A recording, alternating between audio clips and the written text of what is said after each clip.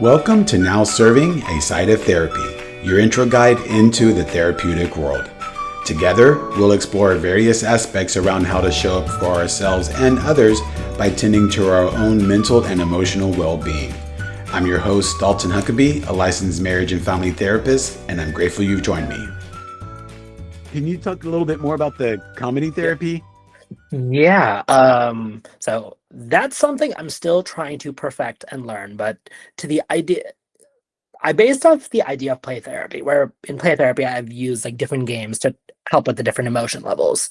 So with comedy therapy, I've kind of done the same thing, but with jokes, silliness, and goofiness. But a lot of it is based on jokes, where and that touches on that silly Shivvy persona of earlier, where then to kind of like, and it's a lot of it is based on this idea of like helping them create a safe space. So, and especially if we approach them as a grown up, it's not going to work because then there's already Right, that power right. differential, Yeah. and then kids get scared, which is honestly very human. And so that's where the comedy therapy I tie it in. I kind of describe it like imagine jokes all day, every day, in like all day, every day. Kind of my best Uh-huh. description where and like even before a session I'll like prep for it depending on different clients. I'll use different levels of jokes. I do it with adults too, where it's an outrageous amount of jokes, comedy, and I even with my grown-ups, where then I'll present this persona of, I mean, persona is also very real, but I'm saying like I'll present it as, even in deep trauma conversations of, where I'll include certain humor pieces completely on purpose to kind of cushion certain heavy pitfalls, if that makes sense. Um, Yeah, yeah. it Right, to essentially create like a silver linings where, the world's not this dark place that, social media and the internet make it out to be. It's this very warm, welcoming place, and we just got to learn to find the comedy and the joy of things. So oftentimes it leads me to hours of research on Google to find jokes, and then you go through the first 3 pages of Google and you've seen all the jokes, and for some reason all the websites are like fatherlyjokes.com or motherlyjokes.com, and you find yourself finding jokes about sheep, burgers, whatever you name it. I've found the jokes of. Jeez. Uh, And so you kind of like include like what you say, clumsy Shivvy, you said, mhm, right? mhm, Right? Into mhm. the kind of these acts of comedy, right? And so Yeah. are there other personas of Uh-huh. Shivvy that Uh-huh. yeah, yeah. What are There's some more there's examples? there's one for almost every emotion. I think one of my favorite ones is tantrumy Shivvy, where so a lot of my young ones um er, so a lot of my young ones do this, especially once they hit like 7 or 8. That's usually where the tantrums start. Usually because at that point the kid brain is very much like it's very much black or white. It Things exist or they don't, right? Or like, and so the same goes for games and things. So oftentimes in session, when we're doing the games, we'll bend the rules, obviously, and it leads to frustration. And so there's a persona called Tantrum Shivvy. Tantrum Shivvy loves throwing equally as many tantrums. Of, well, that's not fair, and like I'll go on ex dare I say exploiting that idea. Where then Yeah, kind of catastrophizing it, if you will, like Yeah, making it more. yeah. Uh-huh. And Yeah. although I'll kind of and here's an interesting part. I learned this from Anna actually. Just a little bit of kind of like taking that catastrophing idea further. Although I kind She of cap mentions that in our very first episode, and where she Yeah. actually mentioned that. Yeah. Yeah, it's one of my favorite tools. I love using that, especially when I notice kids going down it's what I call the spiral of doom, where one thought leads to the next, and soon, the brain is spiraling and it You're like, leads to oh anxiety. no, not the spiral of Yeah, doom. yeah. Although I kind of take it to extremes of being like for example, like let's say we it's sorry, and our piece got set back. I might do something along the lines of, oh no, but my piece got set back, and then I'm gonna trip on that one couch because I'm frustrated, and then the building will collapse, and then somebody will like walk into a tree, and then oh no, then the world blows up, right? Like maybe not to that, but like Yeah, take yeah, it to an yeah. extreme to help identify the catastrophizing cycle.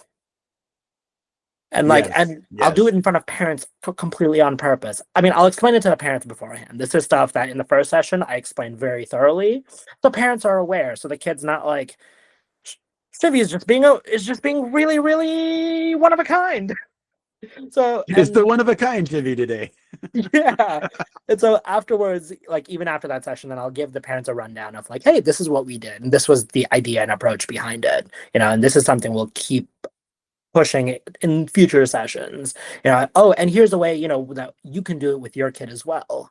And I'll Yeah, kind so of you give them like yeah, little things that they can practice at home in yeah, between too.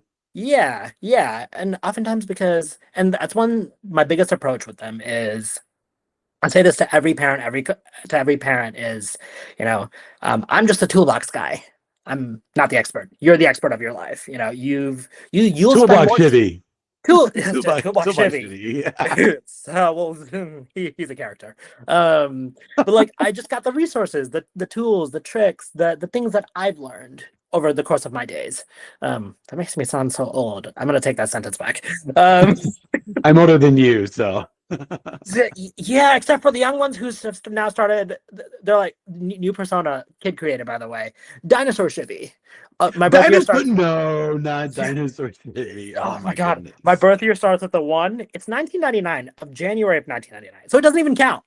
But they see the one, or they're like, "What year were you born?" I'm Oh like, yeah, "No." from the 1900s. Yeah, and they're like, "You, how's the museum?" I'm like, "Oh, kid, come on, that's."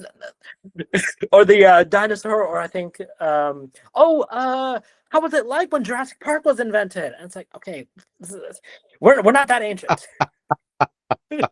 Oh, it's so funny. Yeah. So that's Um, great that they'll hop on board, right, and kind of like yeah, be engaging with you in that way too. Yeah, yeah. yeah, that's It, awesome. it's a very silly approach, but with kids, that's what I find works because especially kid brains work differently than adult brains. Kid brains work very much backwards, Oh yeah. Oh yeah. Yeah. and that And even right, even over when we yeah, think about like generations too, right? Like, yeah, right. Oftentimes, like, even either child rearing practices or like even, hmm pressures at school, whatever it is, hmm right? Like each generation has its own unique sets of challenges as well. So yeah, we're trying to figure out like how to kind of meet them where they're at, right? Using these different forms of play therapy. Recently, we did some other hmm episodes where it was doing like dance movement therapy, right? Like hmm just moving your body, right, as another yeah, way of like expressing things, right, yeah. instead of just talk therapy. And so this is another kind of creative arts, right? When you talk about art and Yeah, role play and play therapy, right? yeah, It's getting into this kind of creative arts space for people to be able to have that yeah, safe space where they feel like they can express themselves. yeah, and the biggest part is like it allows, at least my experience, it allows the kids to bring down their walls. I feel like a lot of young Yes, ones, exactly. Yeah. Hmm. especially given how difficult the world's become nowadays, like a lot of kids there's like walls within walls. It's like a whole castle type deal, and especially a kid seeing an adult or a grown up being all silly and goofy, it allows them to bring that wall down. And usually behind there is a very and like it I mean it really helps them, especially socially, because then I mean it takes a bunch of sessions to build up to this point, but Yes, it does. when Yeah, they yeah, yeah. do eventually, it's like they're helping their friends and their peers. All the catches for some usually takes about a year or so, Yeah, usually about a as year. we kind of often will reflect on, clients, in between, you know what I Yeah, mean? It's like walking yeah, when I'm walking the dog or whatever. And I recently kind of had this idea around, it's like you said, it's like, yeah, kids might not initially feel like, okay, well, who is this person, right? How can I trust hmm you, right? So, like you said, those walls are going to be up, and so we want to be able to acknowledge that, yeah, we can. That is yeah, understandable, right? That maybe you yeah, don't trust me yet, or right, yeah, or may feel uncomfortable, right, in this process, and so naturally, right, you might have this kind of feel a little bit of off-putting, yeah. right? But then when they start to ask you questions or they start to open up more, right? And then they start to like talk about the things that the parents were also concerned Mm-hmm. about, right? But you It's can't just dive right in with that, right? Like you yeah, have to build that rapport and trust first. But then they also like kind of started like things start to kind of like yeah, come to light more and maybe even start to kind of come full circle in some Yeah. ways too. Yeah, it's really a great It's process to witness. Yeah, and I will say it is very much life-changing, especially when the moment you see where that wall come down. It's like a day and night difference. As therapists, we're trained to look for that. We're like Yes, yeah, where yeah, we can see the switch, but it's one thing I help a lot of parents with is helping their own kids get there. Where that's my message to parents of like, what can I do to help you help your kid? It's not Shivvy's the expert. Shivvy's just a toolbox. That yeah, yeah. sounds different, but Toolbox like Chevy. toolbox Shivvy, he's got the tools. And it's like, how do we get the parents to help their own kids? Especially because a lot of parents nowadays are like, I can't mention the amount of times I'm turning to simple biological explanations, quite literally, of like for kid mental health, of things along the lines of like, how much are we sleeping? The nutrition we're eating, right? How much playtime are we getting? Social time, and the biggest factor challenge that I've personally seen, especially recently. I think I had this conversation with a couple clients last night of technology, of like excessive iPad time, excessive screen time, and video games, and all the things that those video games also cause. Cool instant dopamine, but also like comes with a lot of pitfalls, of like a lot of things that it causes later on to happen. And that mean then it that affects sleep and a whole bunch of things.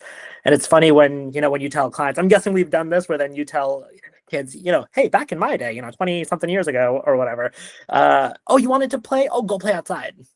Oh, the Oh truth. yeah, yeah, yeah. Not to even mention there wasn't internet or phones Yeah, when I was a kid. So it didn't exist. And it was like even the phones were the weird, like you had to turn the dial yeah, the thing. rotary phone. Yeah, yeah, Yeah. yeah. We had those. Yeah. Or the one with the very annoying like sound in the Oh, the background. dial up. Yeah. Yeah. Uh-huh. AOL. Yeah. Yeah, and especially, and I find like it's one of the other approaches I often use is like perspective, especially for young ones, where I'm like, technology didn't always used to be like this, especially growing up to kind of bring some perspective into things of like, technology is great, but is great, and it comes with a bunch of catches where we Yeah. gotta Yes, look out for and right. Yes, ourselves. and yeah. Yeah. There's one museum I recommend to parents. It's in San Jose, I believe. I forget the name of it, but it's got technology of yesterday. The first iPhone is one of the exhibits. Fun fact. Is it really? Yeah, unfortunately for us who remember the release of that one. But like, but it's got all the technology of how it developed over time. Especially because a lot of kids nowadays, I find like, even certain simple emotion skills that used to be well known are not as known often now. I found finding myself like even having to redefine certain emotions of like, what do these emotions actually mean? And a lot of young ones are like, well, I don't know what frustration means, right? Or like, I don't know what irritation looks like. And then that's usually when then the games show up, and then we have to induce it, and like, oh, identification skills. Yeah, and my prior supervisor here at Isoterra, right? She would often say Uh-huh. kind of that place of I don't know is a great place to be, right? Because that means like there's options and we can Yeah. explore and be curious. And so again, like you said, if we can kind of like, because like I don't know, it's like okay, well let's maybe think about that and kind of be curious about it. If we can get clients to be in this place Yeah. of curiosity, boom, that's a good thing. Yeah. And especially for kids, because I feel like curiosity is like it's kind of the answer. I don't give them the answer directly, but that's kind of the answer of like the more you explore the world, right, with a bit of a safety net. World can also be a scary place, but the more kids explore the world, the more they come to find out, the more they're able to do. Especially socially, it makes a big difference. Makes a really big difference because then those same kids are doing so much better in school. That's the other interesting thing. Introducing kids to 90s TV shows and early 2000s TV shows. And like, I think I read a study about this. And one of my parents, I mentioned this study to a parent. The parent tried it, and it was like a day and night difference between both of their kids, where one watched modern TV shows that are modern kid TV shows, right? Bluey, Peppa Pig, whatnot. Um, Other one watched ancient TV shows, cannot believe I said Angel, but like back in the day of like Naughty or like old versions, old reruns of Tom and Jerry, or right, or I like was gonna say, are Rugrats. we talking like Flintstones here? Like, Yeah, even right? Flintstones, Yeah, yeah. Flintstones, I still like Backyardigans. Flintstones. I'm kind of upset that Then the it- Cocoa Pebbles changed their Flintstones to the more animated versions. yeah, right. Yeah, exactly. Yeah, yeah. Yeah, Original's the best. Yeah, yeah. yeah. But so you said the parents did these two different show Uh-huh. kind of tests. Uh-huh. And oftentimes because the shows back in the day were geared differently, and where it's not so much. What's the term thrown around nowadays? Brain rot, I think, is a term thrown around out nowadays, where it's not brain rot. It's like, I mean, it is, but they're also learning very useful skills, right? Because a lot of those shows back then, I mean, those characters were modeling things. It's often, It was oddly enough, though. It's like, especially with the old Tom and Jerry and uh-huh. like all those ones, like there's a lot of violence in those. Like they're like Yeah, beating each other up and like yeah, trying to kill each other. It's like, yeah. geez, I didn't realize how violent they were. Looney Tunes is the best example I use for that because, like, the dude gets an anvil dropped on his head. Yeah, He gets exactly, he gets exactly. blown up, but like, although the way that they go about doing it, I forget the one. I've been seeing it all over Instagram recently, or Instagram and TikTok. It's like an old timey show where it's a two dogs who are like competing. One of the one is like a very small dog. He's got this like mellow voice, and the other one's like trying to get him to lose. And so it's a very violent. I mean, it's a bit violent when you think about it, because the bigger dog is getting his head blown up. He gets eaten by sharks. He gets um but it's also like modeling. It's a double-edged sword that way. Yeah, but even like you can learn a lot too, like about like what are they watching, Hmm. right? And how do they relate to those characters and what do they think about what's happening in there, right? It kind of gives you Yeah, a peek into their world and their and how they see things, right? And what they might yeah, even value too. yeah. I think I did this experiment with myself the other day. I watched Blue's Clues now in comparison to what the Blue's Clues we remember, like that was back then. Because I mean, I Yeah. still remember when Steve was like, "Oh, I'm going to college," and it's the most heartbreaking thing. Two very same show, but two very different shows, if that makes I didn't know sense. Blue's Clues was still happening. Jeez. It is apparently is. It's a very different show now than the Blues Clues we remember. Although, because a lot of that Blues Clues was more like, I mean, the one now, I mean, it still teaches certain skills, but then there's certain other elements that are very new, right? And like things change over time, and that's great. But also, I feel like it takes away from that thing that kids are not learning nowadays, especially Because when it they're comes so to emotion. glued to the Yeah, right yeah, video games and whatnot. I think you were yeah. talking about. Uh-huh. Yeah, even when I think I had it this morning where kiddo comes in and goes, "Oh, I'd much rather be at home watching what was it?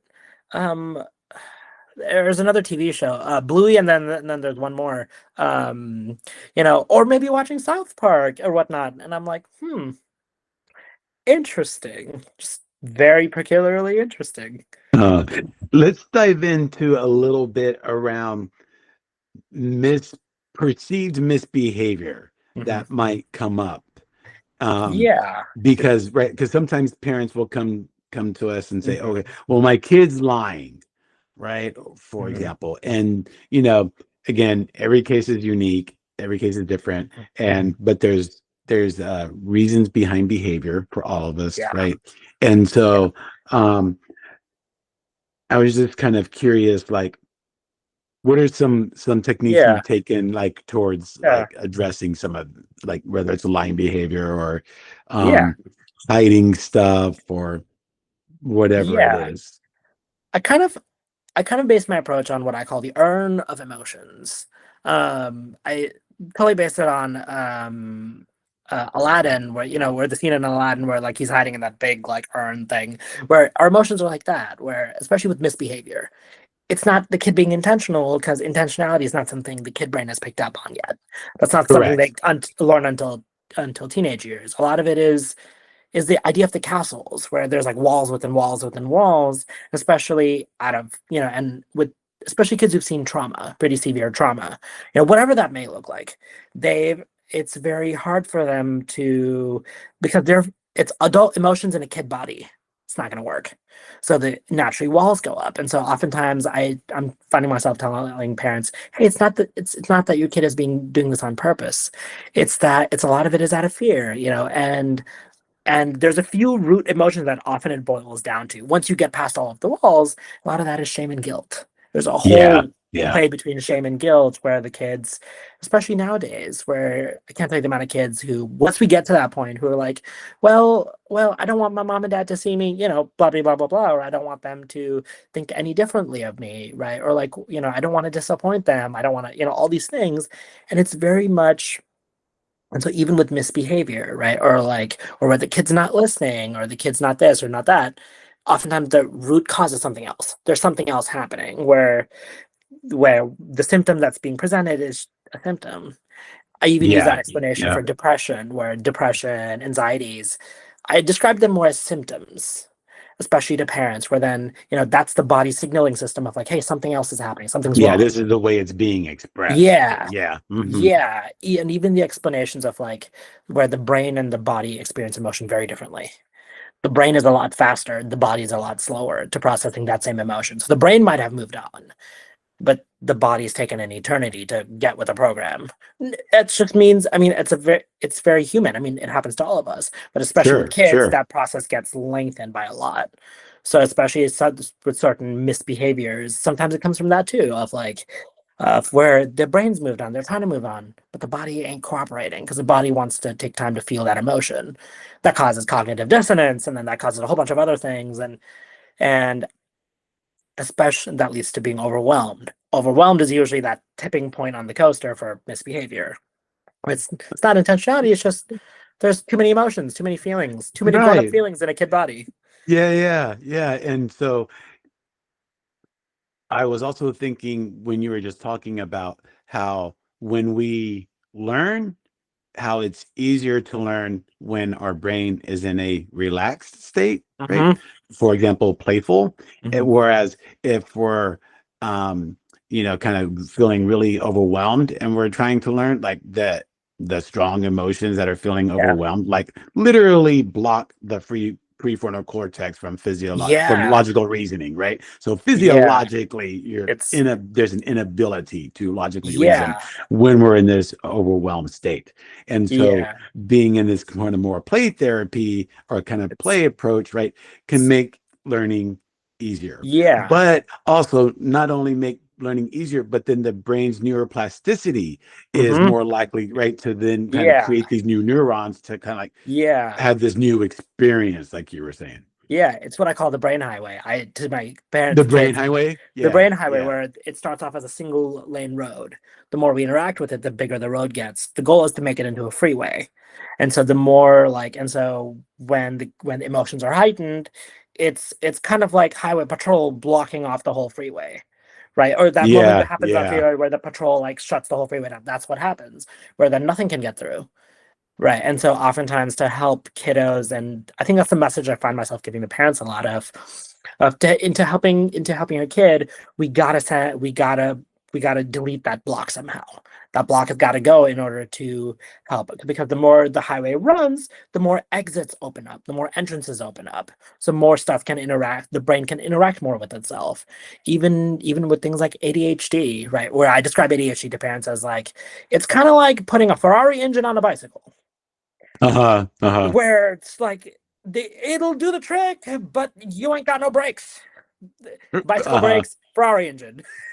Where it's like, or I'll describe it as like the brain just running on super speeds. It's running way too fast. It's in the brain, and because of how fast it's running, it's unable to slow down. Where in moments where it has to, it's kind of like going 85 in the left lane, but your exit's in like half a mile. You're not going to be able to cross 7 lanes of Right. freeway. That's not going to work. Like, and I mean, if you do, it's going to create some havoc, right? classic LA for you. Yeah, exactly, exactly. or the 101. or the 101s. Terrible. It's terrible down here. Well, yeah, so I'm even kind of thinking like as a Yeah. little takeaway, right, for parents, like be able to like see, is there a way they can engage in these playful activities? Mhm. Like when they do see something kind of like lying, Yeah. right? Because no, with this understanding that maybe there's Yeah. like shame or blame lying Yeah. underneath, right? It's like, are you sure? Like, do you want to second guess that, right? Yeah. So being able to just kind of like engage in this new and Yeah. playful way can then help learning not only Yeah. strengthen the bond between the parent and the Hmm. child in a new and different way, Hmm. right? But then also help the Yeah. learning process a little bit more amenable to everyone involved. Yeah. Yeah. I mean, it also helps. It also helps the. I think the biggest thing is because the minute parents approach it that way, the kid will want to come to the parent more and more and more often. It Yes, like yes. So if the it's parent can yeah. model, right? Yeah, Yeah, and especially this idea of like the biggest one is like letting kids see, hey, even as grown-ups got nothing figured out. We're figuring things out as we go. And so like the minute kids see that, because the kid from the kid perception, oh, grown-ups know everything. They've got all the answers. But the minute the kid sees, wait, they're just people too. They're just like me. They're silly as me. Their brains can do a bit more, but they're still silly as me. They still mess up. And the minute kids see that, it's creates this thing of like, oh, they're like me. And then, and then that opens up a whole avenue of avenues. absolutely. Yeah, yeah. Yeah. Well, any closing thoughts or any closing what's going to be inquisitive Shivvy? Any closing thoughts from inquisitive Shivvy? Um, I would just say, I would just say, especially with kids are a very different world. Kids are a very, very different world. There is something I'm planning probably around January to create this whole like manual, as to say, of how to work with kids. A lot of this we spoke about today will go Oh, in a cool. manual. Awesome. Yeah, I'd So be curious as to yeah, keep posted about that for sure. yeah, yeah, especially to help parents because the knowledge out there is very, very minimal. It's very there's a big chunkable gap. Well, I'm here for it, man. I really appreciate you Yeah, taking time of to course. talk about Thanks for working having with me. kiddos today. Yeah, for sure, man. Yeah, Yeah, and take good care. Yeah, we'll see you yeah, around. We'll of see you course. on December Y- 5th at the Yes, or see you 6th at December the holiday party. Yeah. 6th. Yes, see you December Yeah. 6th. I won't call you Dennis for Civvy though. More than welcome to if need be. Thanks for tuning in this week. If this conversation resonated with you, follow Now Serving a Site of Therapy on YouTube, Spotify, Apple Podcasts, or wherever you listen. Be sure to click subscribe and leave a comment and share with others who may also enjoy. Check out our website at izotherapy.com, where you can contact us to be placed with a therapist who's the best fit for you.